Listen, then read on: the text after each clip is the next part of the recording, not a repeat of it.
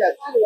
Congratulation, এরোটা independence ছবি এবং লক্ষ্মীর পার, মানে আমরা বুঝতেই পারছি যে কথা বলতে আজকের দিনে সাহিত্য নির্ভর সিনেমা অনেক কমে গেছে।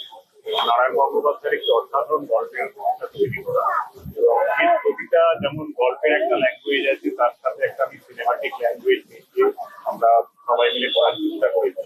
আমি আশা করবো যে সকলেরই ভালো লাগবে। অন্য ধরনের এর সঙ্গে অনেক দেশ বিদেশের অনেক পুরস্কার এটা পেয়েছে। এবং রিয়াকশন বা এডিট অনেক কিছু তুমি নিজে করেছো। হ্যাঁ, তো কতটা সেখান থেকে একটা এতটা কি সামলানো কতটা tough? সামলানো তো কঠিন ছিলই, এবং সেটা সামলাতে হয়েছে, কারণ এছাড়া উপায় নেই। ওই necessity is the mother of all invention বলে কথা আছে, সেটা প্রয়োজনের সাথে এটা করতে হবে। আর ছোট করে কিছু মানে কল্পনা বলে তো আমাদের গল্পটা বলতে এটা হচ্ছে একজন কয়লা খনির শ্রমিক।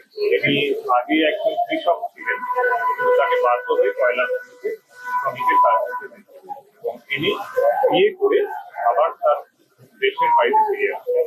নিজের ফেরা এই জার্নিটাই ভর্তি গল্পটা, এবং তার মধ্যে তাদের যে নিজেদের মধ্যে কথাবার্তা এবং চ্যালেঞ্জেস সেগুলো উঠে এসেছে।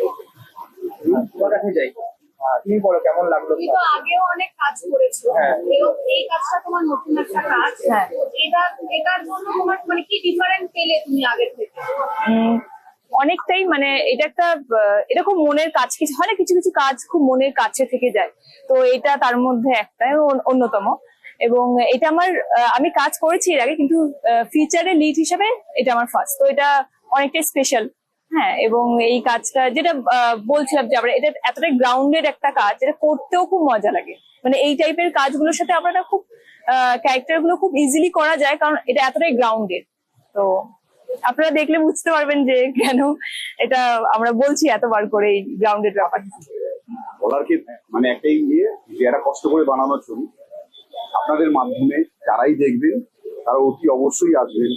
লন্ডন টুতে আমাদের প্রিমিয়ার বা আমাদের দেখানোর সুযোগ হয়েছে, এবং কলকাতা ফিল্ম ফেস্টিভ্যালে 2022-এ চান্স পেয়েছিল ছবিটা, সেখানে দেখানো হয়েছিল, এবং আবার আজ থেকে শুরু হচ্ছে। আমরা জানি এখনো আপাতত 1 সপ্তাহ চলছে লন্ডন টুতে সন্ধ্যে 6টায়। তো আপনাদের মাধ্যমে সবাইকে বলছি আপনারা আসুন, সিনেমাটা দেখুন। একটা সাহিত্য নির্ভর ছবি, নারায়ণ গঙ্গোপাধ্যায়ের একটা গল্প থেকে বানিয়েছে আমাদের অভিজ্ঞতা। তো সকলের কাছে অনুরোধ, আসুন দেখুন এবং মতামত জানান আমাদের সবাই।